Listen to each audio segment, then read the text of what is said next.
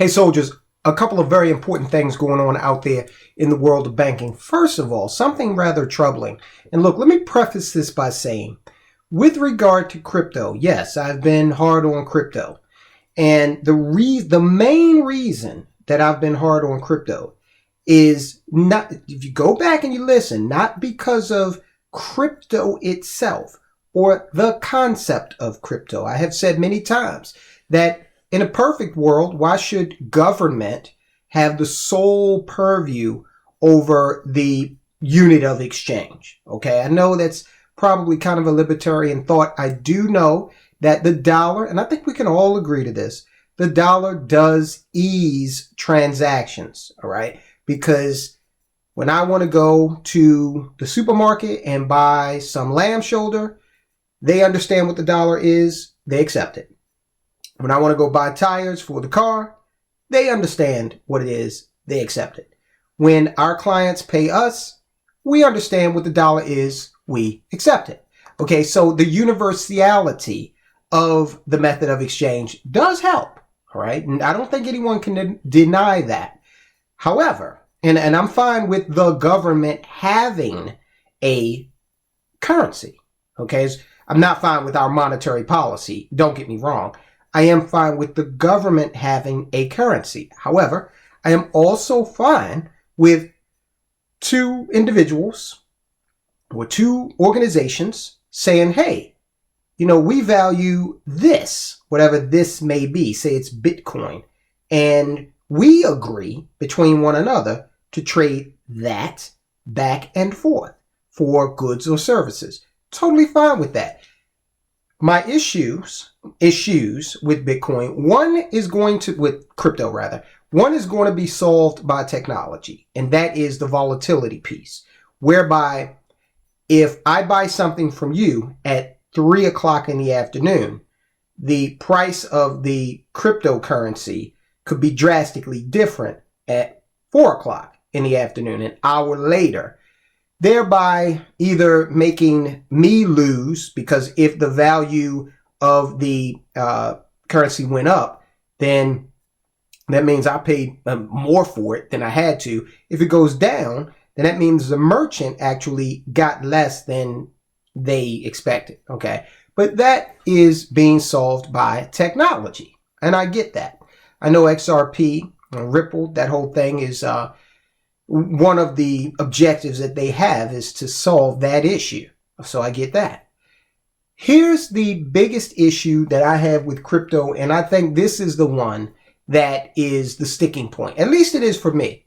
It's the United States government, okay, and the governments around the world who don't want any competition to their exclusive franchise over their fiat currencies, okay? Simple as that. Now, case in point, if you look at what's going on right now with Signature Bank, we all know what happened.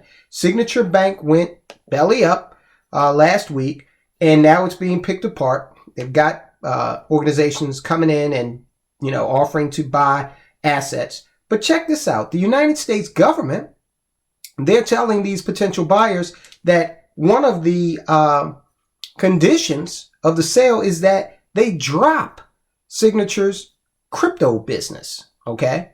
So we did plenty of reports. The latest one we did was on Carstens over at the Bank of International Settlements, the central bank of central banks, saying that, hey, we being the central banks of the world, are in a war against crypto, but we're winning, okay?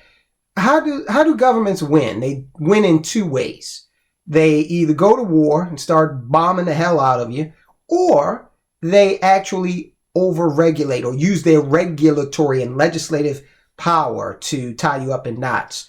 Or they take you to court and use legal action, which, you know, they can stay in court forever. They got an endless supply of money. Just print more, right? So regulators tell prospective bidders for Signature Bank that they need to drop the firm's crypto business. So remember, crypto is not illegal, all right? But these regulators are saying they don't want it. You got to get rid of it.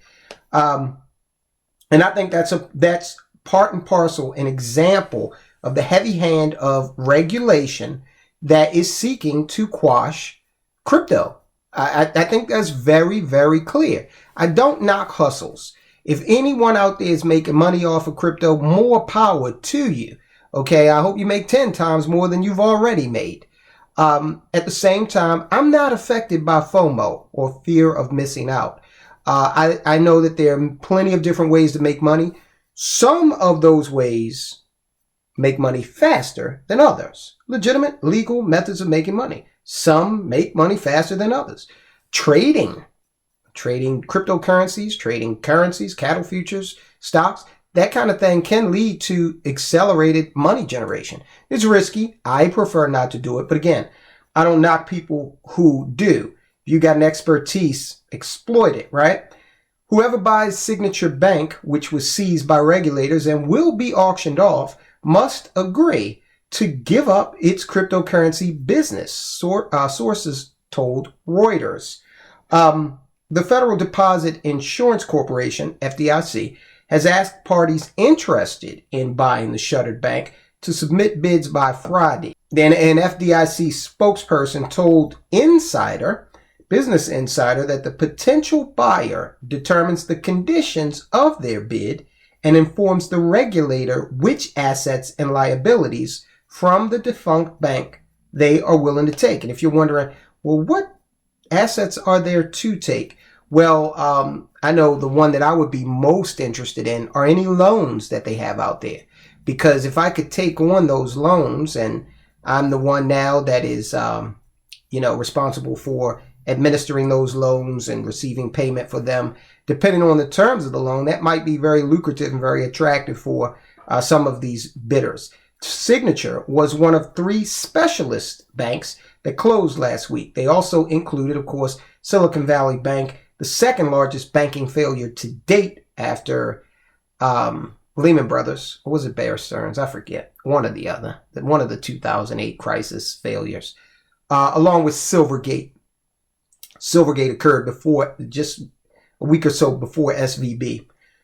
All of those now defunct firms serviced crypto-related clients. Now look, we've been doing an extensive amount of reporting on the FTX collapse, Sam Bankman-Fried, and that whole thing. And I think you can draw a pretty convincing line with no dots or dashes in it right back to FTX in terms of some of the problems that these crypto banks have seen since the fallout of FTX. I think people are very, a lot of people lost confidence, okay? And you can't blame them. I mean, this thing with FTX is still going on, still being fleshed out. We've, like I said, done extensive reporting on it. Check it out to stay up to date with what's going on with that. Signature customers, spooked by the downfall of Silicon Valley Bank, pulled over $10 billion in deposits last Friday. One day, $10 billion. In shutting down Signature Bank, the New York Department of Financial Services said the move was done, quote, in order to protect depositors, unquote.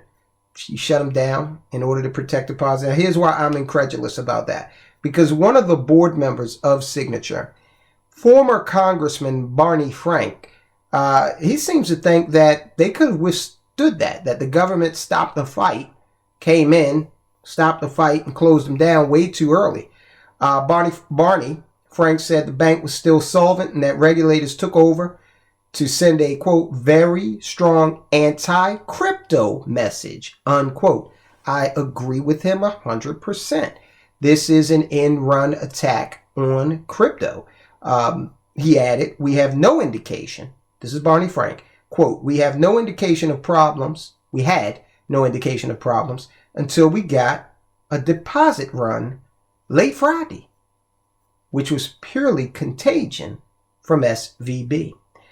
Signature was reportedly under investigation for possible lax money laundering monitoring by the Securities and Exchange Commission and Department of Justice before it was seized. So, hey, whatever. They had some issues, but this is what's going on out there. I've got another report coming up, guys, about how the big banks have stepped in to try to solve this situation with the regionals, which, is that it would have been to their advantage to let them fail, okay, because of course their business would have flowed over. But I think it's a greater advantage them coming in and saving their bacon, because they didn't want this contagion to spread, right? And for the big banks to start running into issues, because, you know, we still got, what is it, Credit Suisse. This thing came on, okay, one of my videos. We still got Credit Suisse out there, but they have received an injection from the Federal Reserve, or whatever they call it over there, the Swiss Federal Reserve. Guys, listen, go ahead and take a look at this video we did, which talks about Sam Bankman-Fried and the fact that he snatched $2.2 billion out of FTX before he was booted out. When that whole thing exploded and came onto the scene, he got away with $2.2 billion. And they're trying to get that back. SVB and Signature Bank failures boost too big to fail banks. That's another one you want to take a look at. Guys, so check it out, and I will talk to you soon.